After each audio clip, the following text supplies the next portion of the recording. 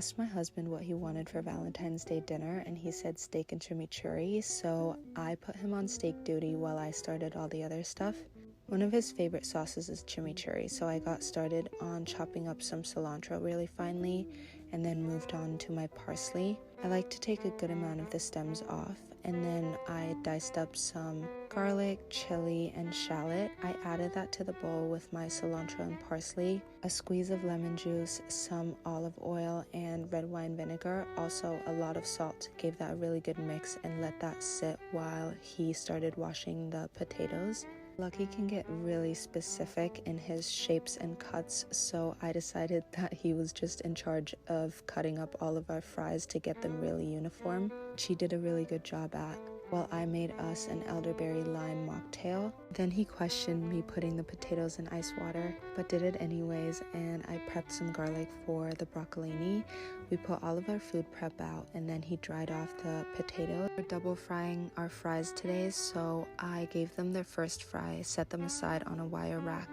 Lucky got started on our steaks. He is always in charge of steaks, and he also reverse seasons them. But while those were resting, I sauteed some broccolini and some mushrooms in a ponzu sauce. And then once our steak was done resting, I put our fries back in the oil to get them nice and golden. I also did this in batches just to not overcrowd my pot. And then once they were done, I sprinkled them with some sea salt, and then it was time to plate.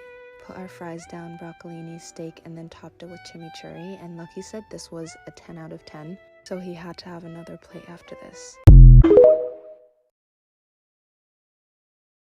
My husband was on his way out to get a cookies and cream soft serve, but I told him I'll just make it for him instead, so that's exactly what I did. I started by making my Oreos by combining some flour, cocoa powder, butter, some sugar, and egg, and then letting that go until it all comes together. Then I grabbed a baking sheet that was lined with parchment paper and formed little balls that I spaced evenly onto it.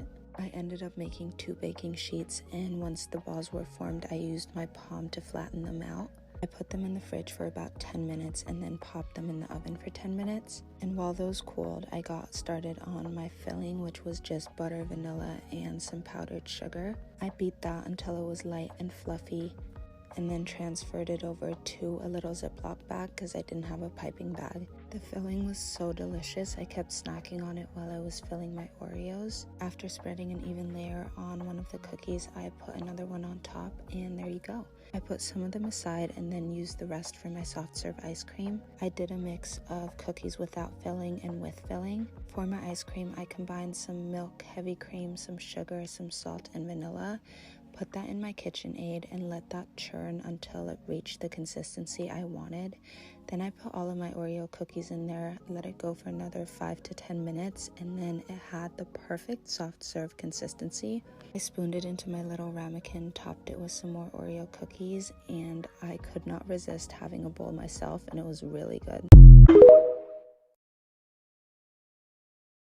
These are some things I prepped to make my week just a little bit easier. I started off by making a blueberry lemon loaf. So I took some Greek yogurt, zested my lemon, added some honey as my sweetener, some eggs to my liquid batter, and then added that to my dry batter. I gave it a good mix, added some blueberries, and popped that in the oven. Once that was done, I let that cool while I started on my pickles. I was doing 2 different pickles. I was doing a classic cucumber pickle with some garlic, bay leaves, dill, and then I also decided to just do my classic pickled onion that I do almost every week. I topped that with some peppercorn and then my vinegar mixture, closed my jar ups, and set those aside while I started on my granola bars. My kids are obsessed with these. I combine some honey with peanut butter and then add my oats and whatever toppings you like. I opted for white chocolate chips, some dried cranberries, some chia seeds, and flax seeds. I put those in the fridge for about an hour before slicing them up, and then I got started on my salad for the week. This week I wanted to go for something that is super filling but stores well, so I did some quinoa, kale, carrots, some feta, some cucumber, and topped that with a miso lemon dressing. I like prepping 1 hot meal a week just because I don't like eating the same meals over and over again, so I just do one hot meal, which this week was yaki udon. So we had some wagyu lying around. I added that to the pan, gave that a saute, pulled that out, and then sauteed all of my vegetables. Once those were done, I added my noodles and my sauce, gave that a really good mix, and it was done. I like storing all of my food in glass containers if I can, so I put my granola bars back in the fridge, packed away my salad, and then moved on to my noodles. I didn't put the lid on because they were still pretty hot, and this wraps up my meal prep.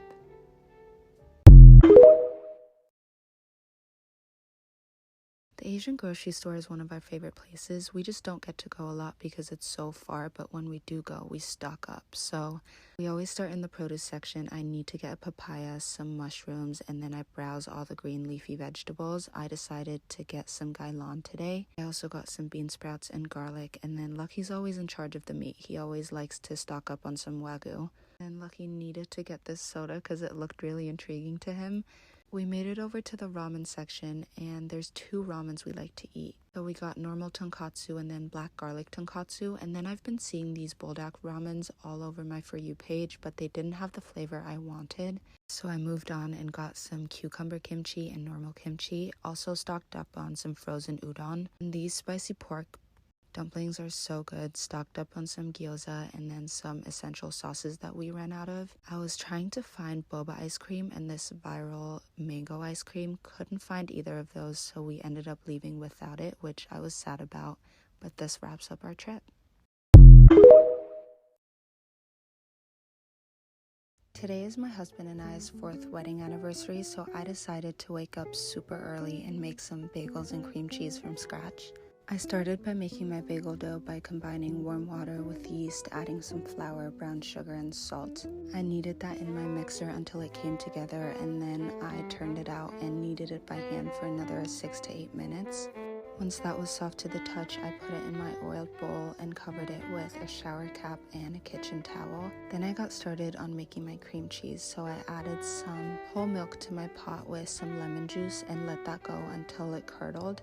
Once all the whey was separated, I poured it into my strainer, lined with a cheesecloth, and let that cool, and then pressed out all the liquid, added that to my food processor and let that go until it was smooth. In the meantime, I pulled my garlic out of the oven, let that cool while I sliced up some chives, and added both of those things to my cream cheese with a good pinch of salt and some of that olive oil. By this point, my dough was almost double in size, so I cut it into 8 pieces and formed those into little balls before poking a little hole in them and stretching that out to resemble a bagel. I repeated that process with all 8 pieces and then covered those while I prepped my honey and water. Had all of my toppings laying out, and then the bagels went in the water for about a minute on each side before I put them on my parchment paper. I brushed some egg wash on them and then layered my toppings on, so I did a few different ones: sesame, smoked sea salt, cheddar, and Fresno chili. I baked those for about 25 minutes and they came out looking so perfect. Lucky always needs his toasted, so he did that and he gave them a 10 out of 10, which is very rare. So I was very pleased with that. And then I made mine with my roasted garlic and chive cream cheese and the pickles I made the other day. At this point, Lucky's already had 3 bagels, so I would say he enjoyed it. Here's everything my toddlers ate today. I just want to start off by saying that they eat whatever my husband and I eat. We don't make them any separate meals. This is also not what every day looks like. So I started off with breakfast. They had a cup of milk, and then I started making this French toast casserole. I combined all of my wet ingredients and then poured them over my sliced up sourdough bread, and then I made a crumble topping to go on top before I popped it in the oven. In the meantime, I also made a peach vanilla puree to go on top. Once it was cooled, I served them up a piece with that puree and some cherries, and that was their breakfast. When lunchtime rolled around, I always need a lunchtime pick-me-up. You guys know that. Today it was iced mango juice. I've just been craving mangoes. Then I got started on making some pasta and letting that rest while I thinly sliced up my fennel and onions because I was making a caramelized fennel and onion pasta. I let that go on the stove while I rolled out my pasta dough. This was such a simple dish to make, but it tasted so good. And once that was done, I just tossed the pasta in the sauce. I also added some peas and then topped all of that with a lot of Parmesan cheese. I tied them over until dinner. I made them a little snack. These oranges are so good. They also had some pickles that they wanted more of, and the granola bars I made the other day. Then I wanted an early dinner, so I made some roasted potatoes. I started by peeling about 4 russet potatoes and chopping them up into large cubes and then parboiling them. So a little secret, add baking soda to your water. Once those were done, I strained them and then shook them in the pot before pouring them in my hot skillet that was coated in duck fat. I let those go in the oven for about an hour, but I kept flipping them to get an even crust on all sides. Cut up some Brussels sprouts and then seasoned my chicken with some salt and pepper before hand searing it. I basted it with some butter, thyme, and rosemary and put that in the oven to finish off.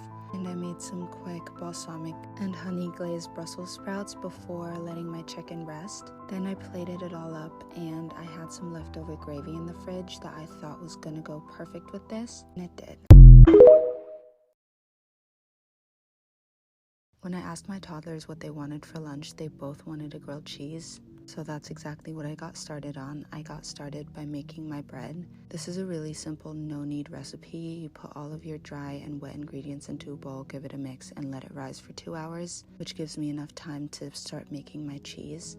I combined some milk, citric acid, and rennet in my pot.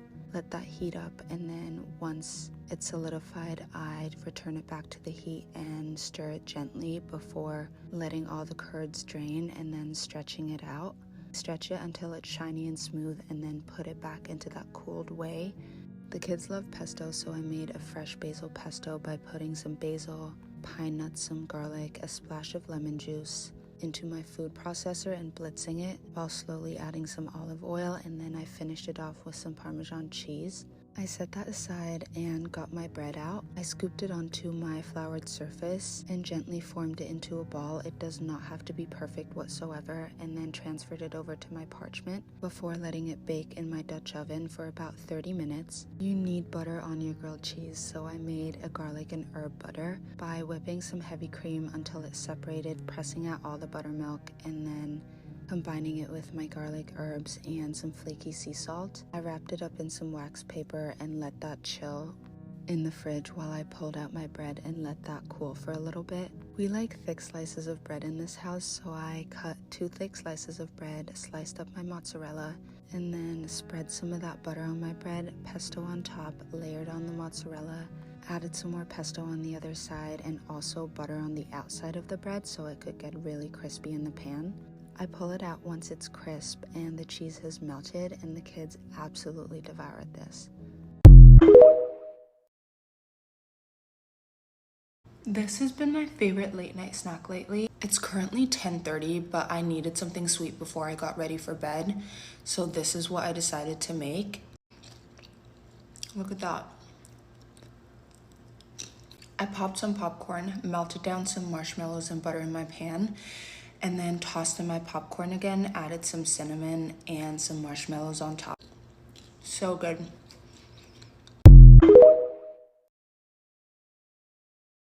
I could be giving birth to my 3rd child in 4 weeks, which is so crazy to think about. I never thought I'd be 22 with 3 kids, 3 and under, but it's been a very wild ride that I'm so excited for. So today, let's spend a realistic morning together.